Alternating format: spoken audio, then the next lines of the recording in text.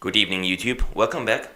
Once again, it's review time, and today we're gonna go full handheld by taking a closer look on Star Wars The New Droid Army, a Game Boy Advance exclusive from the year 2002. The New Droid Army is an action-adventure, taking place about a year after the events of Attack of the Clones. And as the title already implies, it tells the story of Anakin Skywalker, who's discovering and investigating a sinister arms project of the Federation of Independent Systems. But before we'll dive deeper into the game's story and gameplay, let's start at the beginning, with the genesis, the background, and production history of today's title. In 1996, a couple of former members of Looking Glass Studios, mostly famous for developing System Shock 1 and 2, founded GameFX Technologies, which became a research department for 3DFX Interactive, a company that specialized in the manufacturing of 3D graphics processing units and graphic cards.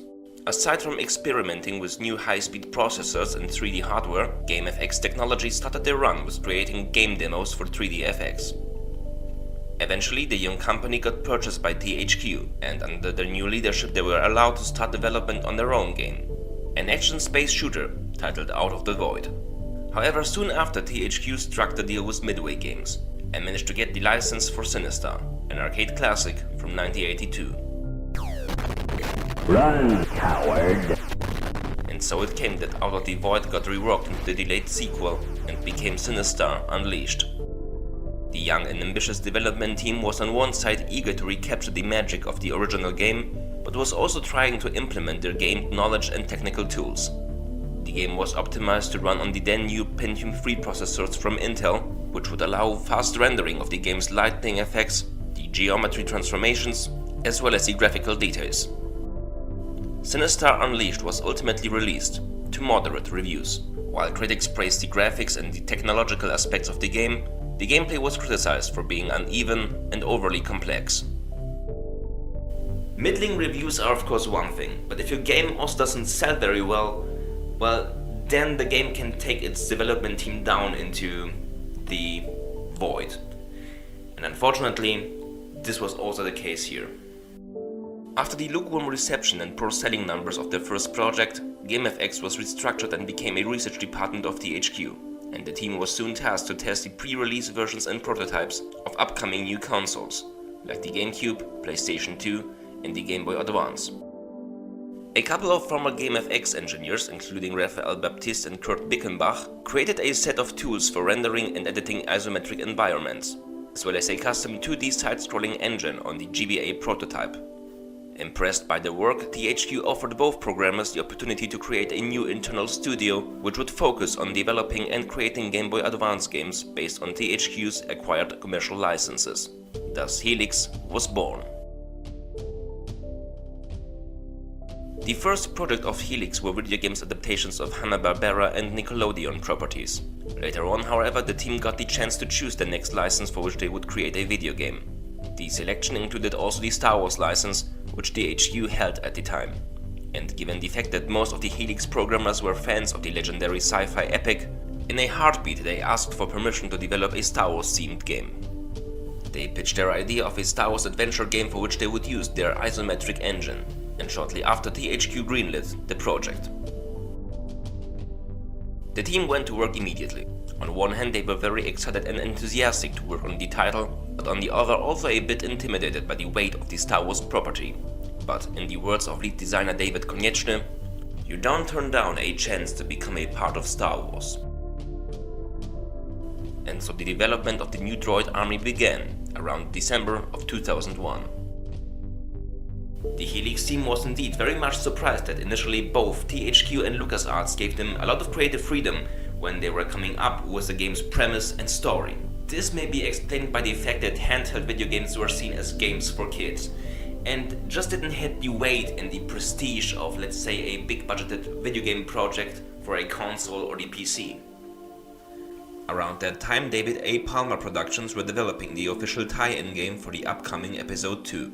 In contrast to that title, the new Droid Army would not be a retelling of an already established plotline, but would instead tell an all-original, new story. However, the initial concept for the game differed in many ways from the final product. The basic idea was to create an action RPG in the vein and tradition of games such as Diablo or Ultima.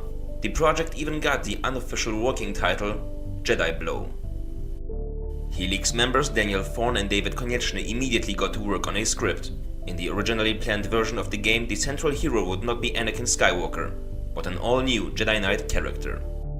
The player would be able to give him a unique name and even customize his or her visual appearance.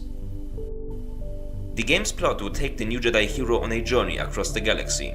Planned locations were among others Tatooine, Coruscant, Ord Mantell, Kashyyyk, as well as Metalon, an industrial planet in the Mid-Rim which made its first appearance in the expanded universe in the 30th issue of the Marvel Star Wars comics in 1979. In the original story of the new droid army, the unknown Jedi would explore those worlds and learn more about the ways of the Force. During his many adventures, he would learn and gain multiple Force abilities, and based on the player's choices and decisions, he would end up either following the light side and remain loyal to the Jedi Order, or turn to the dark side of the Force. Very similar to the general concept of 1997's Dark Forces 2 Jedi Knight. But things changed dramatically around March 2002, when the concept and story of the game were presented to none other than George Lucas himself. After looking over the game in progress, Lucas decided that TNDA should not center around a new character. Instead, he wanted the game to be about Anakin Skywalker. Needless to say, this was a huge surprise for the developers, who at this point were already working for about 5 months on the project. However, the demands of George Lucas were ultimate, and of course, non-negotiable. Which meant that the team of Helix was now faced with a huge challenge. As they have already spent half of the development schedule on a game, they basically now had to redesign from the ground up. David Konieczny took it upon himself to rewrite the story. However, the new time schedule was so tight that they had to do it over the course of 1 weekend. In order to deliver the game in time and in order to adjust it to the new storyline, the developers had also to make some compromises regarding the gameplay. Several features which were planned for the initial version had to be scratched, altered or simplified. Given the fact that the player would now play as Anakin, the light side dark side choices were removed, along with some dark side force powers such as Force Lightning and the Force Choke, as the game's plot would take place prior Skywalker's tragic fall to the dark side. Overall, most of the RPG and exploration elements, which were very much the main focus of the game's original version, were also dropped, and instead the game became a much more linear, straightforward and action-oriented experience. The other 2 planned planets, Ord Mantell and Kashyyyk, were also abandoned, and the new version of the game would feature only 3 locations: Tatooine, Coruscant and Metalon. And while some of these compromises were made due to the hardware limitations of the GBA, most of them were actually necessary due to the immense new time pressure. The new story by David Konieczny with Anakin as the protagonist was approved by LucasFilm, and the team also got access to some limited informations about Attack of the Clones, which was still in production at the time. These informations included plot snippets, all sorts of reference materials, as well as descriptions of characters and locations, which would be featured in the movie. The Helix team went through the confidential material and chose the characters and locations which appearance would make sense in the context of the game's new story. Most of their choices were approved. Apart from writing the new story and coming up with a new concept, the development team would also have to overcome a couple of technical challenges. They had to create a new isometric engine, an editor, as well as a 3D rendering system that would work on the Game Boy Advance, which was definitely not designed to process this amount of 3D graphics in the first place. And it was the 3D rendering which proved to be particularly difficult. All character models consisted of roughly 300 polygons, which were rendered in real time on the small handheld console. It was not an easy task to get this kind of fluid animation to work, and to fit this amount of memory on the small GBA card. But despite all these technical issues and the fact that they had to abandon their original vision for the game, the Helix team accepted all those challenges and continued to venture on.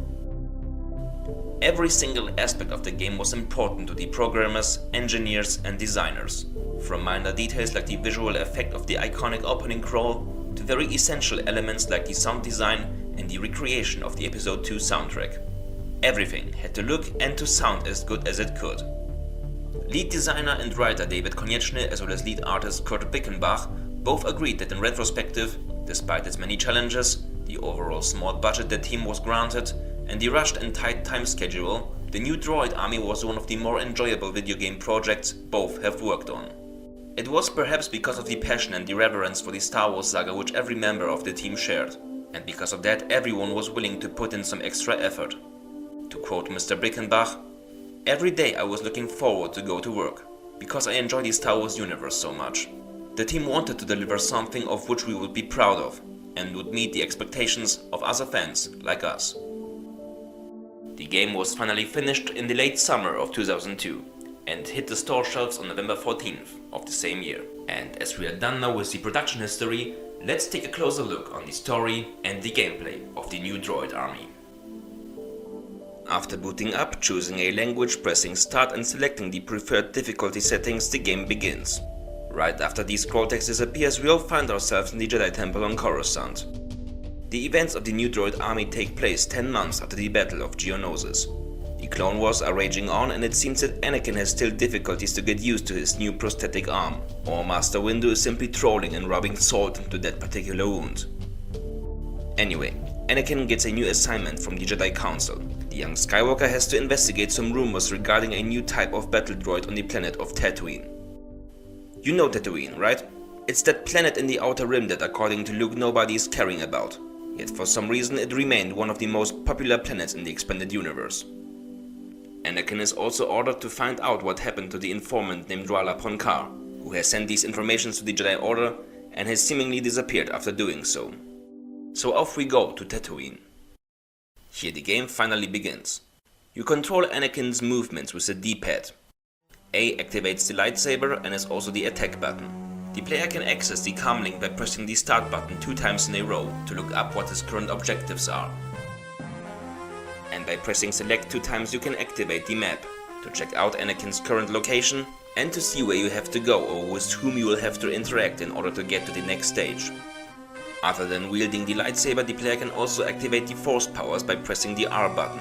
At the start of the game, Anakin can only use force speed, which allows him to move faster until he runs out of force energy. The first enemies Anakin will stumble upon are some worm brats. Those aren't particularly dangerous and can be defeated easily, thus allowing the player to get used to the lightsaber combat. However, it won't take long until Anakin will run into a small unit of battle droids of the Separatists, who just viciously attack a landspeeder and its crew while they were searching for some woman on the behalf of a mysterious Mistress Sato. 2 average B1 battle droids are no match for a Jedi. And the player will soon discover that he can block the laser projectiles of enemies who are equipped with a blaster by pressing the B button. Blocking the projectiles, however, will come at the expense of some force points. Anakin's health and force power will slowly regenerate when he's inactive and is not being attacked. Before reaching the end of the first map, the player will also be involved in some aggressive negotiations with a group of Tusken Raiders. Overall, the first level gives the player a good feel for the game and for the stages to come, without a need to put him through a tutorial. The controls are intuitive and responsive, and so the adventure can begin. At his old residence, the spaceport of Mos Espa, Anakin will have to search for some clues regarding the fate of the Jedi informant. To do so, he'll have to talk with several citizens on the streets of the town. During his investigations, the player needs to remain cautious as some worm brats have made their way into Mos Espa and are terrorizing its residents. Anakin will eventually run into a cloaked woman who might have some valuable information for him. But before she tells him what she knows, young Skywalker will have to do her a favor and put an end to the worm brat attacks, which are plaguing the spaceport. She thinks that something or someone must have stirred up their nests at Xelric Draw. At this point, it should be mentioned that you cannot simply save your progress in TNDA. Instead, the game features an old-fashioned password system. You can always check what the current password is by looking in the in-game menu, and it will automatically show up if Anakin runs out of health and dies. On his way to Xelric Draw, the player will have to deal with Tusken Raiders and more worm rats. Some of the rats, however, are infested with a dangerous, contagious disease. Anakin has to avoid a contamination at all costs, or else it will drain his health. In order to find out what happened to the Jedi informant, Anakin has now also to find out who or what has infested the worm rat's nest.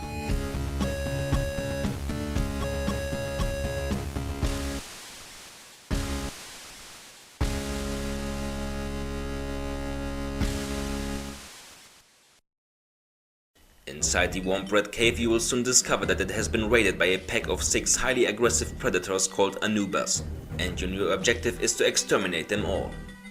After completing his quest, Anakin will wonder why the Anubas have raided the cave in the first place.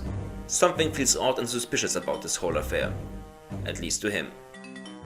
After leaving the cave, the young Jedi is already being expected, and much to no surprise to most fans as well as to Anakin, at least he claims so, the mysterious cloaked woman at Mos Espa was none other than the feared and vicious bounty hunter Aurra Sing, who did not expect that the Jedi would leave the cave alive. She hurts and distracts him with a thermal detonator and orders a group of mercenaries to finish him off while she escapes.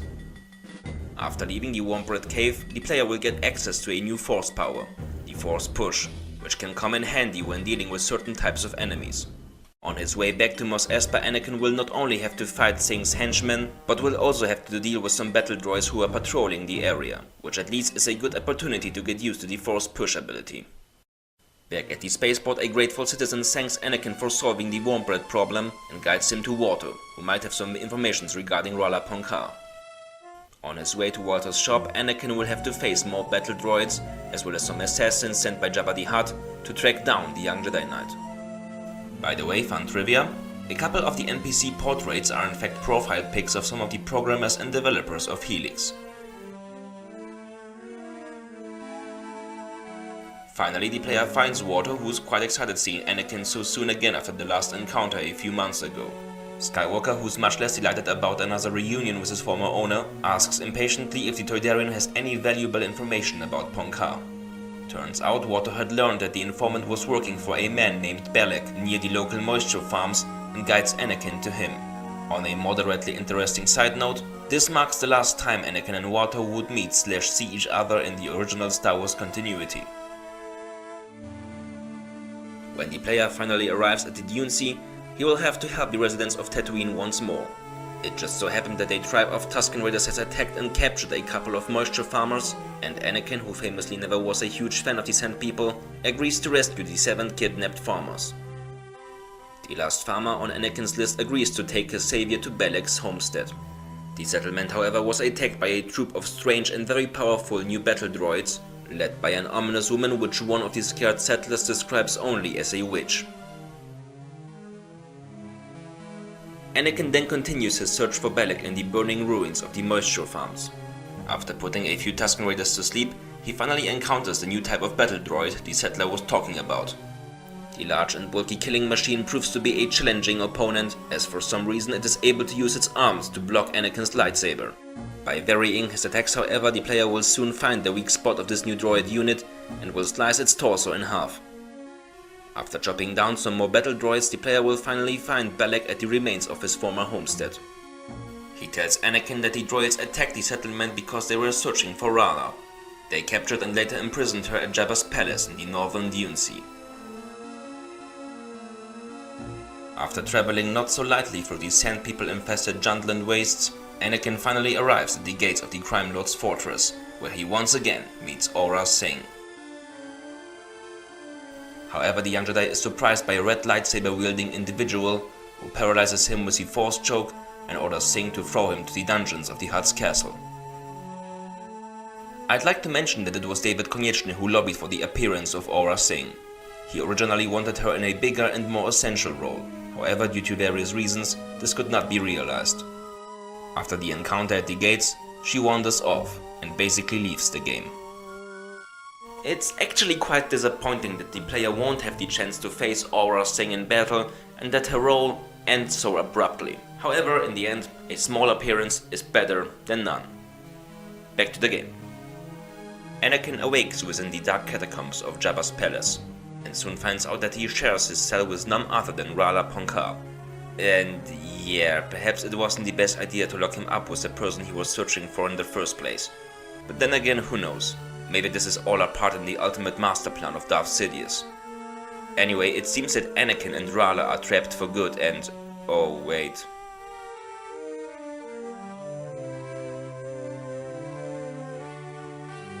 Skywalker even finds his lightsaber next to the cell's door, because that's convenient. After this gripping and exciting escape sequence, Ponkar shares with Anakin the information she was able to find out, It seems that Jabba has been hired by someone from the Techno Union for smuggling operations. Among other goods, the Hutt smugglers were ordered to deliver a considerable amount of something known as cortoses, and all those things had to be delivered to the planet of Metalorn. For those who fell asleep in Star Wars school, cortoses ore was a very rare kind of metal, known for its imperishable qualities. Cortoses was so solid that it was not only resistant to blaster fire, but also to a certain extent to lightsabers. I'm just telling you this because the game never bothers to explain this important fact to the player, and the uninitiated just have to assume that it is cortoses what makes the new droids so powerful and hard to destroy, I guess. Anyway, Rala Ponkar turns out to be an interesting character with a refreshing, sassy and poised personality. Too bad she immediately wanders off, never to be seen again and never to be mentioned in any other Star Wars media. What a waste. But on the other hand, at least we are not plagued with a potentially redundant and nerve-wracking GoldenEye-ish escort mission. Instead, Anakin has to make his way out of Jabba's palace. As a side quest, the player can also rescue some farmers which the Hutt has imprisoned as well. However, that objective is optional, and whether you ignore it or not, it won't have any impact on the game. Your prime objective is to find out a way out of the catacombs, and by doing so you will have to fight the Gamorrean guards, Womp Rats, as well as the ASN security drones. It is here where Anakin gains another Force ability, the Force Jump, which allows him to leap over some deadly trenches. After finding a way out of the palace, Anakin escapes by stealing one of the skiffs. However, the mysterious Dark Jedi who previously force-choked him to sleep manages to catch up with him and shoots down his glider near the pit of Carkoon. It is right on the edge of the infamous Sarlacc pit where Anakin finally faces the Dathomirian Dark Adept known as Sato. She is the first out of 5 bosses in the game, and being the first one, she's fairly easy to beat. There are 2 ways to defeat her. One is to kill her with the lightsaber. However, by maneuvering carefully and precisely, she can also be pushed into the pit and be devoured by the Sarlacc. After the duel with Sato, Anakin then reports to Master Kenobi and is ordered to return to Coruscant as soon as he can, as the galactic capital is being attacked by forces of the Separatists. And this marks the end of the first chapter of the game. Back on Coruscant, Anakin is informed by Obi-Wan that the Separatists are attacking the underlevels of the city.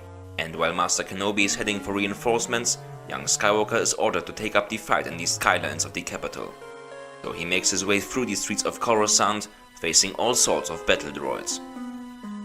He also gains a new force power in this stage, meditation, which is basically force healing, which quickens his health regeneration. Later on in the stage, the player must face another Dark Jedi named Trenox. The dangerous opponent demonstrates his alleged superiority by knocking Skywalker out with a force push attack and wanders off. After he recovers, Anakin realizes that besides fighting off the attack forces of the Separatists, he has to find and to stop Trenox at all costs.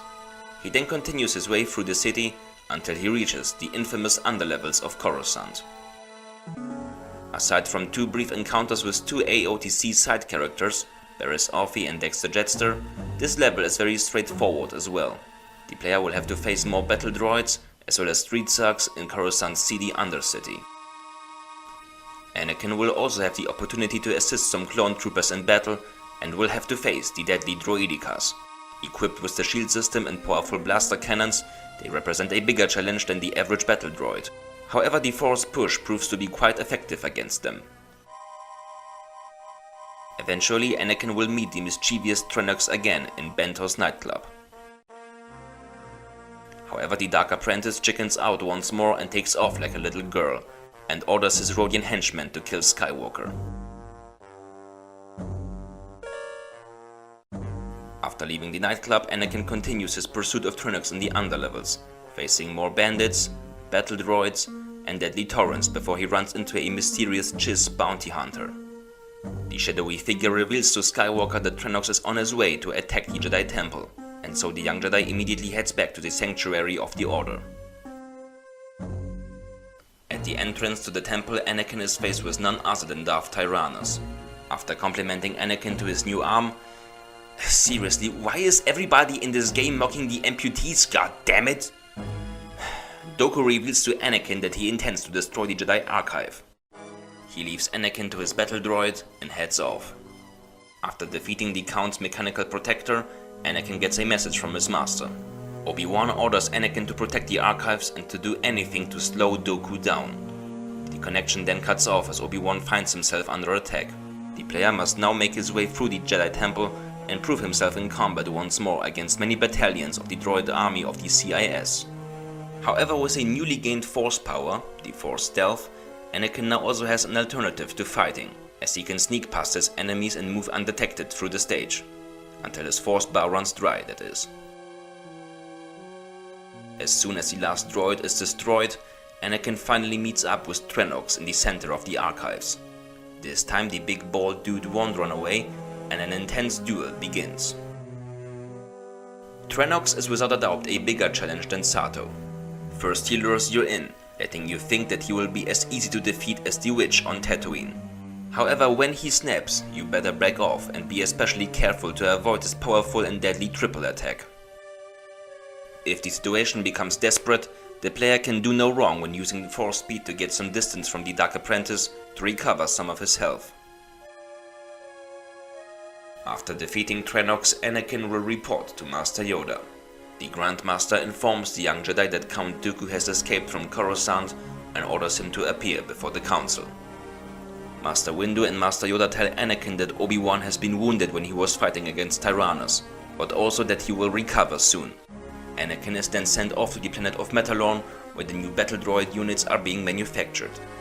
His new mission is to find and arrest Duat Tambor of the Techno Union, the mastermind behind the Cortosis droids, and to retrieve the construction plans of the new droid type. And so we move on to the third and final chapter of the game.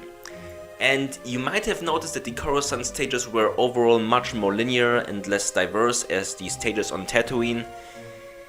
And sadly, this unfortunate transition will continue on Metalorn. The stages on the industrial world are easily explained. You basically will have to make your way through the droid factory while fighting against every type of battle droid imaginable. You must also avoid to trigger the alarm system of the facility, or else Anakin will be not able to pass certain blast doors, since they will be locked and the player will be driven into madness by the loud and irritating siren. Once the alarm is activated, you can shut it off at the nearest control panel. Other than that, you will have to fight your way through the multiple sections of the droid factory. Aside from proving himself once again in combat, the player will also be forced to make use of Anakin's athletic abilities to maneuver around health-draining exhaust pipes and to jump over certain death spots like the pools of hot melted metal. This can be frustrating at times as the jump controls are not always very precise and responsive. Sometimes the jumping can be even more challenging as some essential gaps will be guarded by torrents or droids. Eventually, Anakin will run into two Dark Jedi in the Cortosis processing plant, the Deadly Twins, Vinok and Karok. The player will have to fight them both at the same time, which won't be an easy task. The best strategy is to kill one of them as soon as possible and later focus on the remaining one. And you should especially avoid to find yourself in between them, or else they will make you one with the Force very soon. It's worth mentioning that the Dark Adepts were one of the very few elements which have made the cut and were carried over from the initial version of the game to the final one. After dealing with the twins, Anakin will soon find one of the main reactors of the droid factory. He then has to find the remaining four and plant a detonator at every one in order to destroy the facility and put an end to the new droid army. Before reaching the final reactor, Anakin will meet Wat Tambor. But before Skywalker is able to put the foreman of the Techno Union in chains, Tambor calls for his personal bodyguard, the Chiss Anakin met in the undercity of Coruscant, known as Vandalore. Tambor escapes and the player will have to face another boss. You'll soon discover that Vandalore cannot be harmed when he's using his jetpack. In order to give him a taste of your lightsaber, you'll have to use the Force push to bring him temporarily down to the ground. Overall, Vandalore is really not much of a challenge. It's pretty easy to run away from him, regenerate your health when necessary, and eventually strike him down for good. After that, Anakin arrests Tambor and places the final explosive charge at the last reactor. and after planting the last detonator, a time limit will be activated and the player will get 2 minutes to escape from the factory core, which will blow up as soon as the time runs out. So hurry up, destroy the final few enemies, get going, get timber, and get out of there.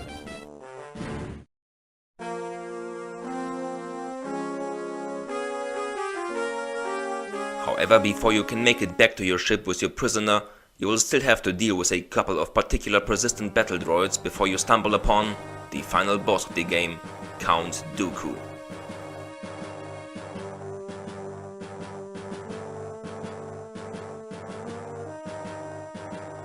Dooku can be quite a challenge and you should especially avoid his forced lightning attacks.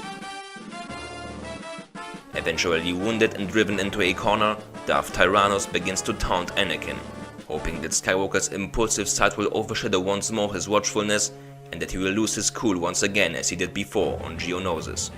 But bringing up Anakin's fears and the sorrow regarding the death of his mother backfires big time, and the enraged young Jedi reaches for the dark side in order to strike down his hateful opponent.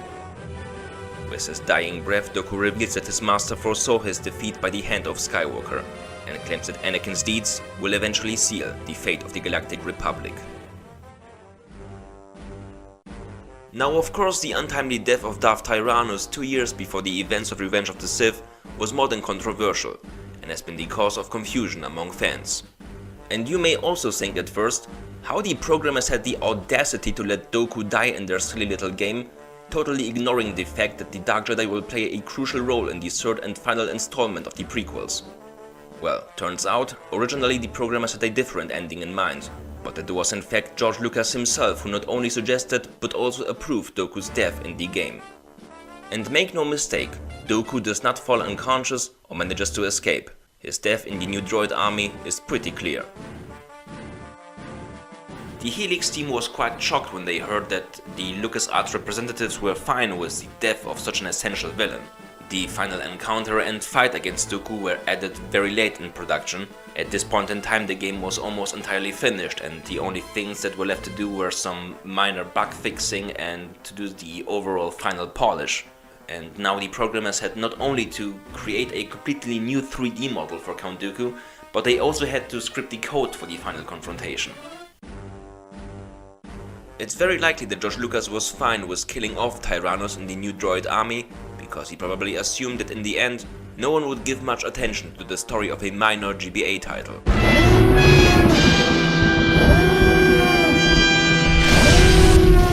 But Star Wars fans never forget, and never forgive when it comes to grave timeline errors.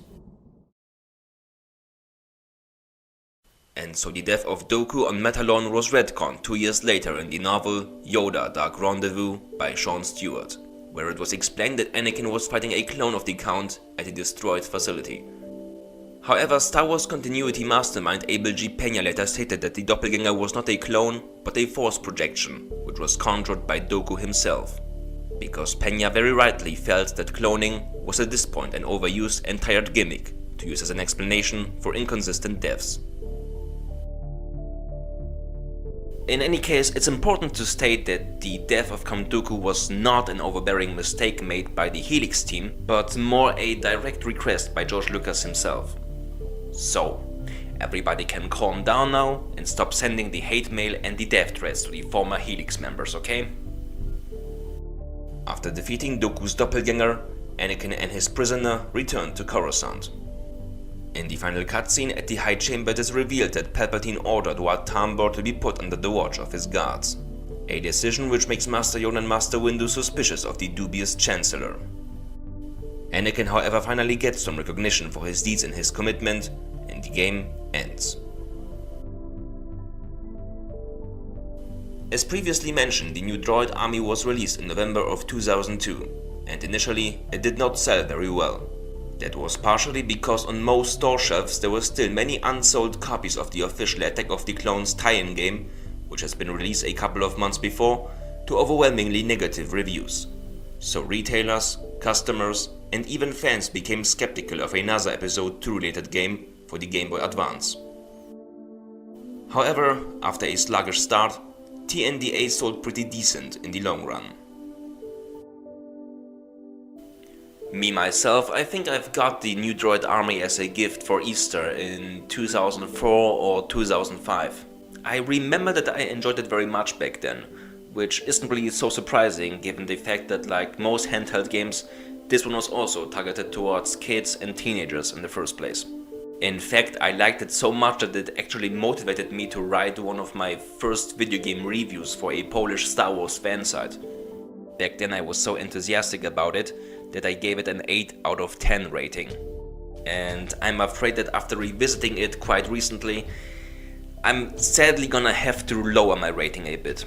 My biggest issue with Star Wars The New Droid Army is that it begins quite strong and promising, and unfortunately the longer it goes on, the more dull and boring and repetitive it becomes.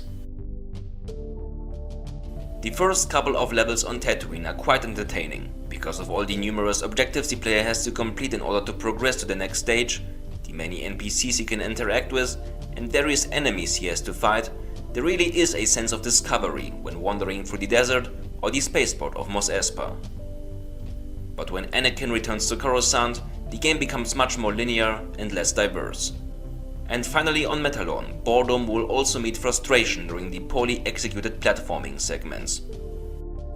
In the final chapter of the game, there really is nothing else to do, other than to fight the already familiar enemies from the previous levels and heading your way to the next exit in a not very interesting environment.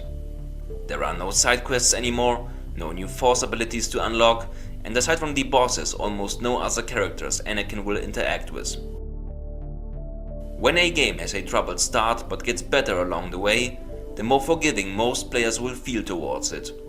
However, when it starts good but eventually runs out of fuel, well, then it's more problematic, because it leaves you with a bad taste in your mouth. I just really wish that Helix would have gotten the chance to create and to develop the game they initially wanted to make, with an original plot and a bigger focus on story, role-playing and exploration. A Diablo-like game set in the Star Wars universe sounds actually very intriguing to me, even if it's intended to be released as a handheld exclusive. But it's also important to say that when we are envisioning an unrealized version of a video game, especially one that has a more interesting concept than the product that we've ultimately received, we always think that it would have resulted in a masterpiece. And the truth is that nobody can tell how this unrealized incarnation of the new Droid army would have turned out. Who knows, maybe the programmers would have overestimated the GBA's capacities, or would have choked on their ambitions, or both, and we would have ended up with a overstuffed and confused mess of a game. My point is, as interesting the vision and ideas for the initial version were, we have no guarantee that it would have resulted in a good and convincing product. And instead we have to look, and we have to rate, and judge the game that we ultimately got. When playing the new Droid army, one can almost feel the trouble the developers went through when they were ordered to restart the work on the project in mid-production. During the revision, the RPG and exploration elements were pushed to the wayside in order to make the game more straightforward and action-oriented. The issue here is that you end up with a game that ultimately has too little exploration and also has some flaws and shortcomings when it comes to the action part. When your game eventually loses all pretensions at being a quest-oriented exploration experience and instead transforms into a very linear action-adventure midway through, then I don't think that a bit more varied and refined combat system would be too much to ask for. What also might have brought more diversity to the game would have been the inclusion of more playable characters. Like, for example, start the game with Anakin on Tatooine, switch to Obi-Wan on Coruscant, and let it end with Mace Windu on Metalon, with each character having his own set of force powers and form of lightsaber combat. But I get it. The makers wanted and had to concentrate themselves solely on Anakin. And even if there were more playable heroes, then the game might have felt and looked too similar to the Episode 2 tie-in and the GBA port of Jedi Power Battles. In fact, there actually is a cheat code to unlock classic Luke Skywalker from A New Hope. However, his movements and his attacks are identical to those of his father, as this is just a simple reskin and a fun little gag thrown into the game by lead programmer Rafael Baptista. Luke does not even get an own mark shot, and during the cutscenes the other characters will still refer to him as Anakin. So let's sum it up. TNDA is certainly not a bad game, and as an action-adventure for the GBA targeted towards a younger crowd, it's actually quite decent. Even if it suffers somewhat from an identity crisis when it comes to the gameplay. Overall, when it comes to the technical aspects of the game, there's really not much to criticize here.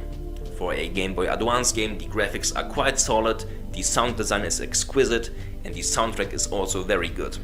You're just gonna have to deal with a simple and somewhat rushed story, some clunky gameplay mechanics here and there, and some boring and uninspired level designs, especially towards the end of the game. It's still surprisingly robust and entertaining, and it's definitely one of the better Star Wars games that were released for the GBA. And my final and updated rating is a 6 out of 10. And if you've gotten curious and this video has motivated you to check the game out or perhaps revisit it, then I would certainly invite you to do just that. Writer and lead designer David Konieczny has also stated in a recent interview that there might be some hidden Easter eggs in the game that to his knowledge nobody has discovered yet. So, keep your eyes open during your next playthrough. Make sure to tell me in the comments, have you played the new Droid army, and if so, did you enjoy it, what would you rate it, and what was your experience with it? Also, please don't forget to hit the like button and consider becoming a subscriber. And that's all for this episode. Once again, thank you for watching, I hope you enjoyed, and until next time, take care.